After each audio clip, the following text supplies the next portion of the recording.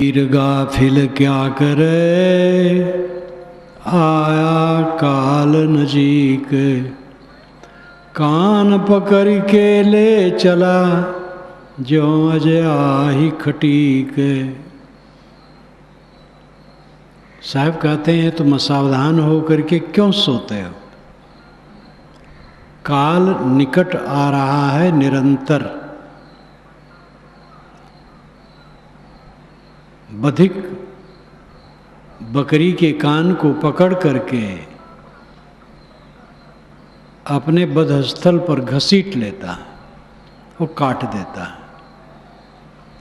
इसी प्रकार काल तुम्हारा कान पकड़ करके घसीट रहा है और काटने के तैयार है।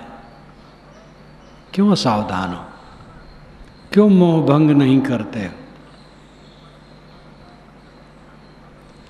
हर इंसान को ये समझना चाहिए जो हमारे चारों तरफ फैला है, इसका संबंध हमारा बहुत क्षणिक है।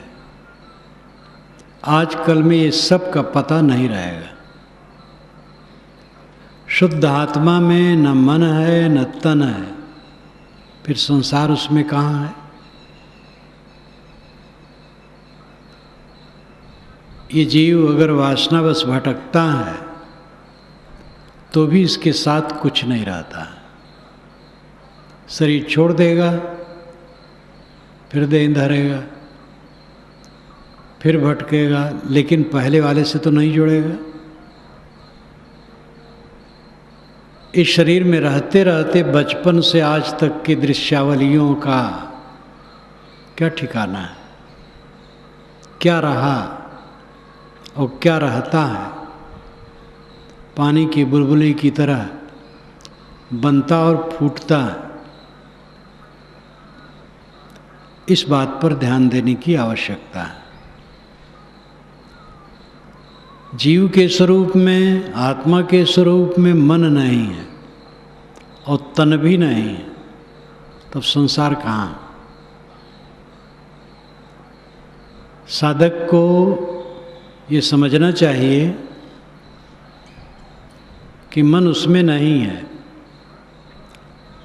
अगर उसे मन परेशान करता है तो मन को बोध देना चाहिए, ऐ मन तू मेरे में नहीं है, मैं तेरे को नहीं मानता हूँ। मन का बोझा उतर जाएगा। बीती बातों की कल्पना, बीती बातों की स्मृति, अब आगे की कल्पना, ये मन का रोग है। विवेक बलवान होता है जब ये नहीं होता है, चित्त स्वबस होता है। मन में अविवेक से जोर होता है। अविवेक मिट जाने पर मन में जोर नहीं होता। मन काम की चीज होता है, उसे काम लिया जाता है और कोई व्याकुलता, कोई परेशानी, कोई पीड़ा, कोई संताप नहीं होता है। मन की दृश्यावलियों को देखो और दूर करो उसे। मेरे में मन नहीं है, तन नहीं है, संसार मेरे में कहाँ है? इस शरीर के अंदर में बैठ करके शरीर के झरोखों से संसार को देख रहा हूँ। जहाँ ये फूटा तहाँ संसार हमारे लिए गया।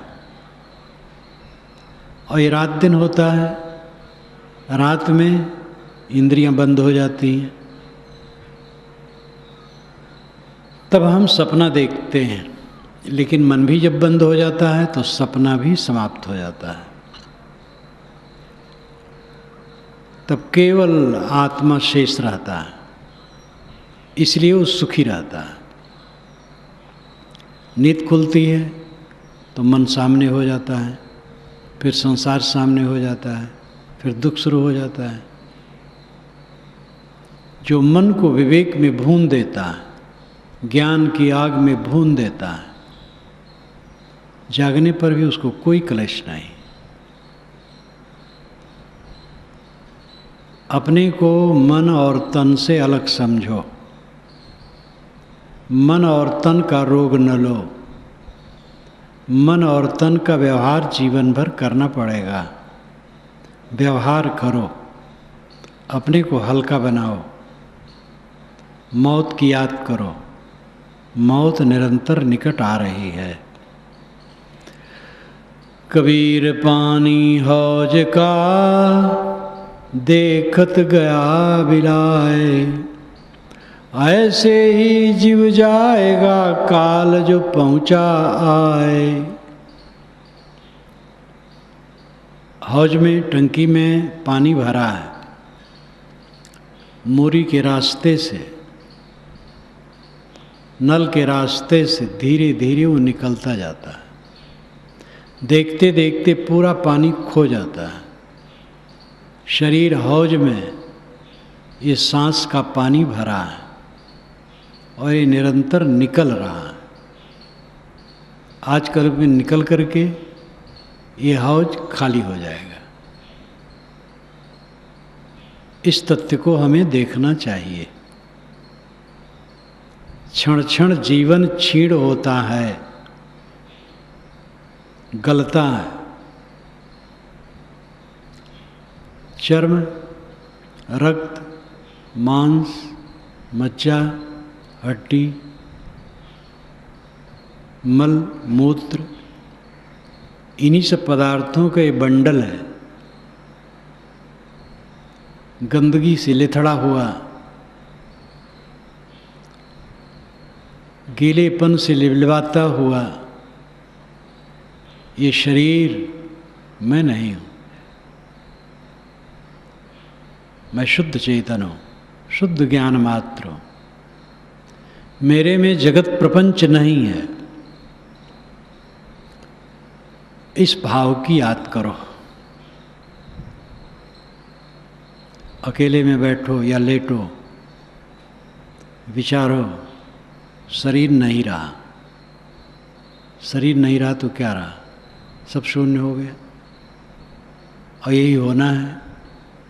बाबे दादों का यही हो गया है, नगर दादों का यही हो गया है, सब का हो जाता है। मेरा भी अपना माना हुआ सब ऐसे हो जाएगा। इस तथ्य को जो निरंतर देखता है उसके मन में कोई पीड़ा नहीं हो सकती। सारा संग और सारी चर्चा क्षणिक है, संबंध क्षणिक है, चर्चा क्षणिक है। गलत चर्चा के संस्कार जीव को कचोटते हैं, अच्छी चर्चा के संस्कार जीव को सुख देते हैं। चर्चा करो तो अच्छी करो, गलत न करो। संगत करो तो अच्छी करो, गलत न करो। जिनकी संगत में बैठने से राग द्वेष की वृद्धि हो, ऐसों की संगत में न बैठो। जिनकी संगत में बैठने से ज्ञान की वृद्धि हो, विवेक की वृद्धि हो, उनकी संगत में बैठो।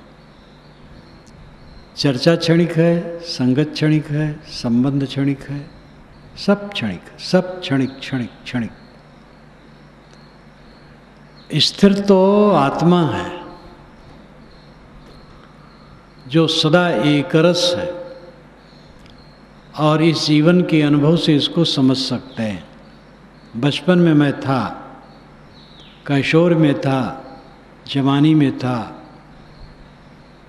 परिपक्व अवस्था में था, आज हूँ, ऐसे आगे भी रहूँगा। जो स्थिर तत्व है वो आत्मा है, चेतन है, जो व्यक्ति का अपना सार स्वरूप और आपा है।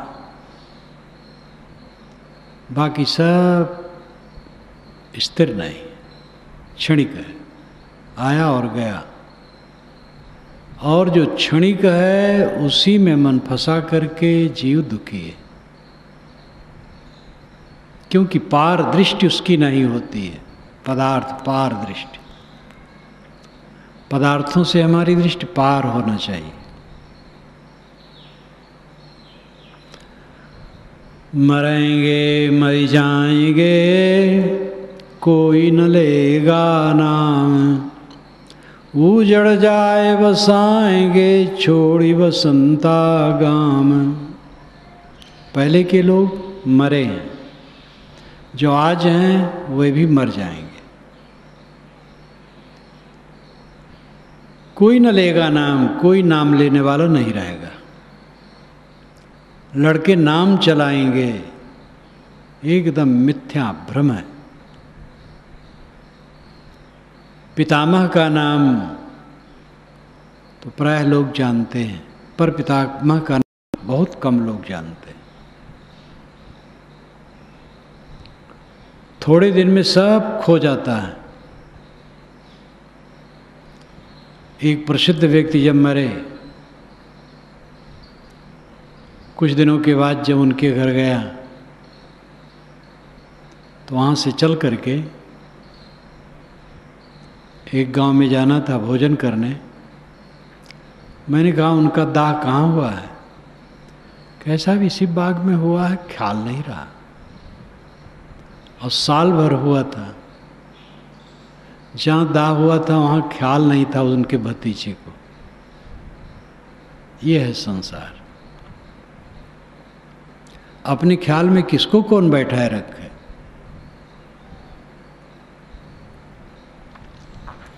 नाम चलेगा, नाम में क्या है? नाम में तो कुछ नहीं है। नाम एक धोखा है।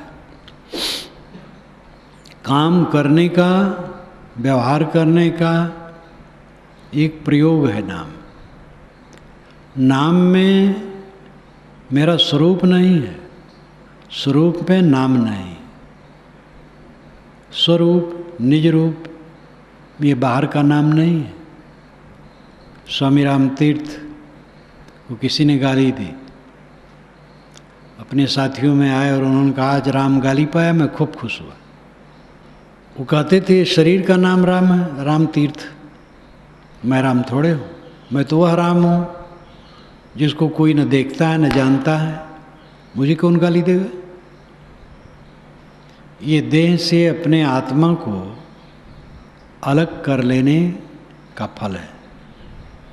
मूंज में से सींक निकाल लिया जाता है, इसका प्रयोग उपनिषद में हुआ है।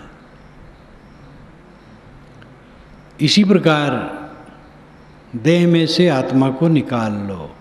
मूंज एक घास होती है, ऊंची घास, 8-8, 9-9 फीट की ऊंची होती है,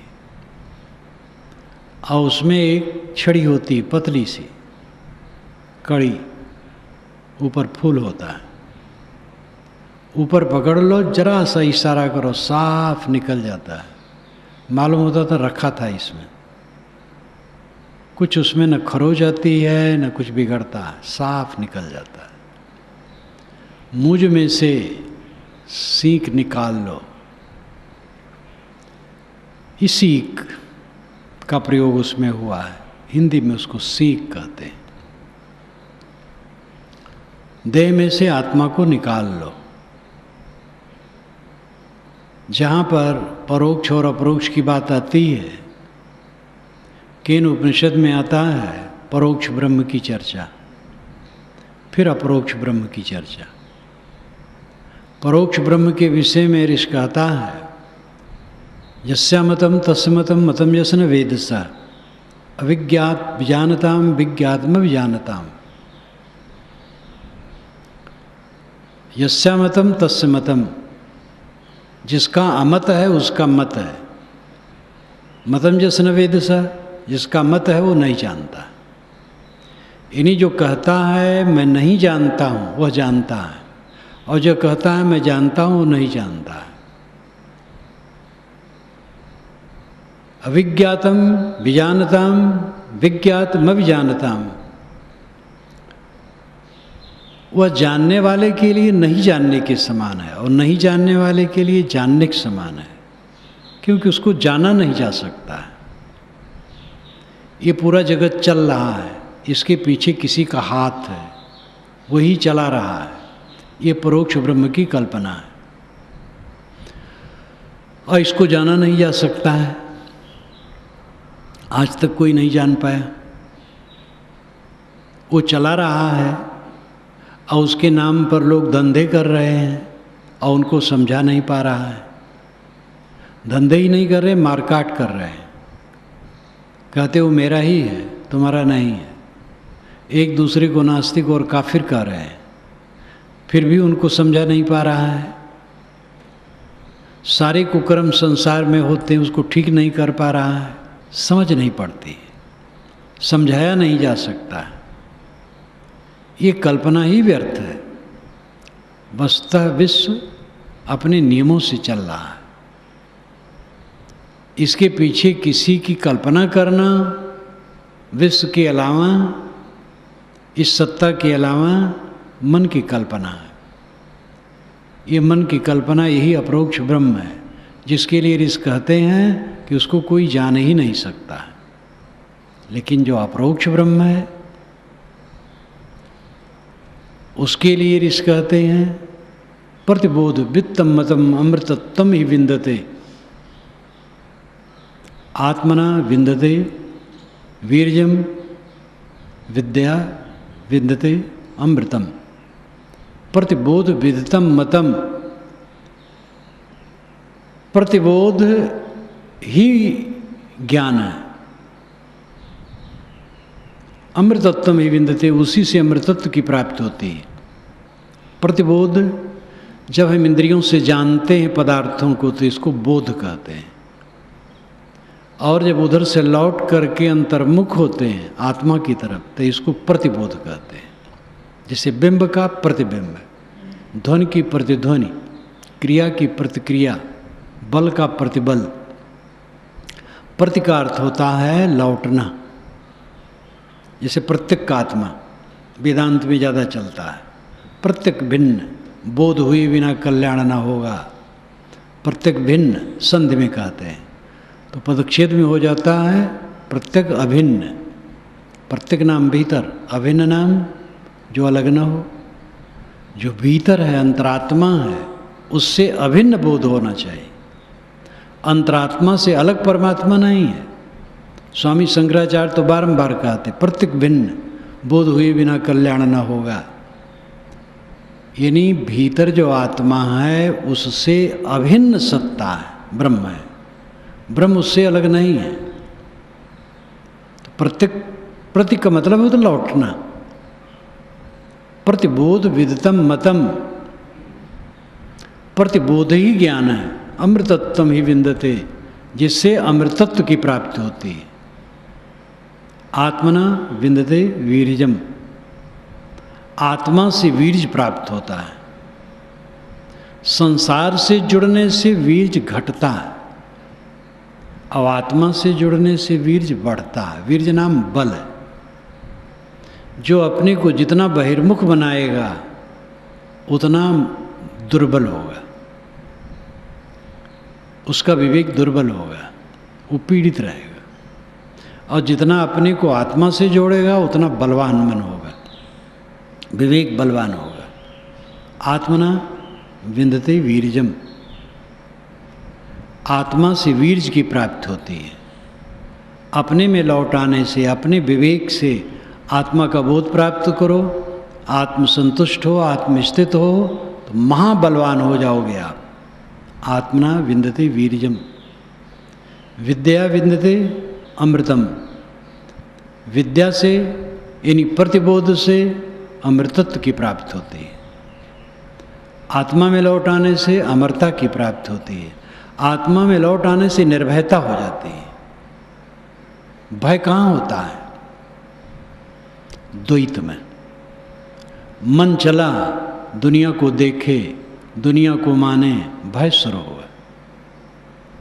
मन लौट आया, समाधिस्थ हो गया, स्वरूप में हो गया, भय खत्म हो गया। जहाँ तक मन और इंद्रियों का व्यापार है वहाँ तक भय है। मन और इंद्रियों का व्यापार जब समाप्त हो गया तो भय खत्म हो गया। मन इंद्रियों का व्यापार समाप्त होता है, वही आत्मस्थित है। अपने में एकाग्र हो जाना, समाहित हो जाना, भय की समाप्ति है। तो परोक्ष ब्रह्म और अपरोक्ष ब्रह्म, ये दो की चर्चा केन उपनिषद में आती है। तो ऋषि कहते हैं परोक्ष ब्रह्म को जो जानता है वो नहीं जानता, जो नहीं जानता वो जानता है। जानने वाले के लिए वो नहीं जानने के समान है। और नहीं जानने वाले के लिए जानने के समान है, क्योंकि वो जाना नहीं जा सकता है। उसके विषय में अटकलें चलती रहती हैं, सदैव अटकलें हुई है। काम की चीज़ है अपरोक्ष ब्रह्म, जो प्रतिबोध स्वरूप है। बोध इंद्रियों से जानना, प्रतिबोध उससे लौट करके आत्मा में आ जाना। इसी से अमरता की प्राप्ति होती है। जब कोई आत्मनिष्ठ हो जाता है तो बलवान हो जाता है।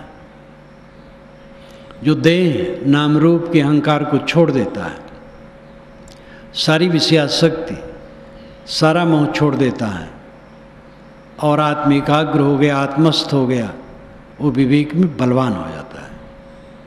उसको दुख नहीं होता है, उसके मन में पीड़ा नहीं होती है, उस संताप से मुक्त होता है। ये जीवन का फल है। ढोल दमामा दुर्बरी सानाई संभेरी, अवसर चले बजाए के है कोई राखे फेरी। ढोल दमामा नगाड़ा, दुर्बरी ताशा, सहनाई पाइप जैसा होता है बजाते हैं, सहनाई भेर, भेर धौसा। नगाड़ा में कड़क की आवाज़ होती है, धौसे में गंभीर आवाज़ होती है। तो अवसर चले बजाए के सब राजे महाराजे अपने समय में बजा करके चले गए। है कोई राखे फिर? किसी में बल है कि उनको लौटा के रख ले? बादशाह का शरीर छुटा, क्या उनके प्यारे लोग उनको लौटा सकते हैं? गुरु महाराज का शरीर छुटा, शिष्य लोग लौटा नहीं सकते। पिता का शरीर छुटा, पुत्र लौटा नहीं सकते। अपने अपने अवसर में बाजे गाजे बजा करके लोग चले गए, अपना अपना बाजा बजा करके चले गए। कोई रुका नहीं, यहाँ रुकने का अवसर नहीं है, स्थित नहीं। एक दिन ऐसा होएगा सब सो परे विछोह, राजा राणा रावरंक सावध क्यों नहीं होए। एक दिन ऐसा आएगा सबसे वियोग हो जाएगा, चाहे राजा हो, चाहे राणा हो, चाहे राव हो, चाहे रंक हो। छोटा बड़ा जितना संबंध है सबका वियोग पक्का है। असंगो एवं पुरुष, ये पुरुष असंग रहत अकेले बन रमत मान क्रिया उद्योग। इस संसार वन में ये अकेले रम रहा, कौन सुने थे इस शोर? इसके शोर को सुनने वाला कौन है? कौन दया माया करने वाला है? अपनी दया अपने ऊपर करो, अपने को उठाओ, अपने को इस नरक से निकालो जो मन का नरक है, तन का नरक है। इससे अपने को निकालो। मन के नरक से निकल गया, बस सब निकल गया। मन की पीड़ा, मन का अवसाद, मन का द्वंद्व, मन का कलह, राग द्वेष विकार, इससे जो निकल गया वो नरक से निकल गया। विकारी मन ही नरक है। अविद्या माया मन को छोड़ करके कहीं नहीं। मन माया तो एक है, माया मन ही समाये। तीन लोग संशय परी मैं काहे कहूँ समझाए। साहब कहते मन माया एक बात है, मन को ठीक कर लो, माया कहाँ है। मन को साधे रहो, मन को शुद्ध रखो और मन को शांत रखो। शुद्ध मन शांत होता है, अशुद्ध मन नहीं शांत होता है। मन में राग न रखो, द्वेष न रखो, कलह न रखो, किसी के लिए दुर्व्यवहार न रखो, किसी के लिए ममता न रखो। मन सरल हो जाएगा, शुद्ध हो जाएगा। ऐसा मन स्थिर होता है। साधक चलते चलते मन को देखता है, मन शांत, बिना स्मृतियों के वो चलता रह सकता है। स्मृतियों का प्रवाह उसके मन में दखल नहीं देगा, सहज रहेगा, सहज स्मरण, उद्वेग शून्य मन। लेकिन जब उसको कटीलेपन से दूर किया जाएगा, मन में कटीलापन है, तमाम राग द्वेष कलह कल्पना विकार, तब ये दशा नहीं आएगी। इसलिए मन को निर्मल करो। निर्मल मन स्वस्थ होता है और उसको सुबस करना सरल होता है। जीवन में समस्या नाम की चीज केवल मन है। बाहर तो घटनाएं घटती हैं, अनुकूल घटनाएं घटी, प्रतिकूल घटनाएं घटी, घटना कोई समस्या नहीं, घटना रुक ही नहीं सकती। पूजा आरती कोई किया, कब तक पूजा आरती करेगा? 24 घंटा पूजा आरती करेगा? मिनटों में ख़त्म।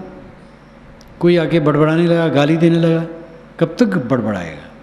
वो भी ख़त्म।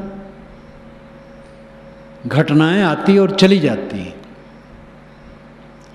लेकिन मन सदा साथ रहता है। मन समस्या है। इसलिए आपके द्वारा ऐसी घटना न होनी चाहिए जो आपका मन जिसमें उलझ जाए। ये सावधान रहो। आपके ऊपर कोई घटना हो जाए, मन को संभाले रहो। वो घटना आई और गई, शांत। केवल मन को संभालो। मन समस्या है। मन को जिसने साध लिया, सारी समस्या खत्म है, सारा भय खत्म है। इस क्षणभंगुर शरीर में, इस बिछुड़ने वाले संसार में एक ही काम है, अपने मन को संभाल लो। जीवन संभल गया। आज और आगे सब समय के लिए सुख शांति।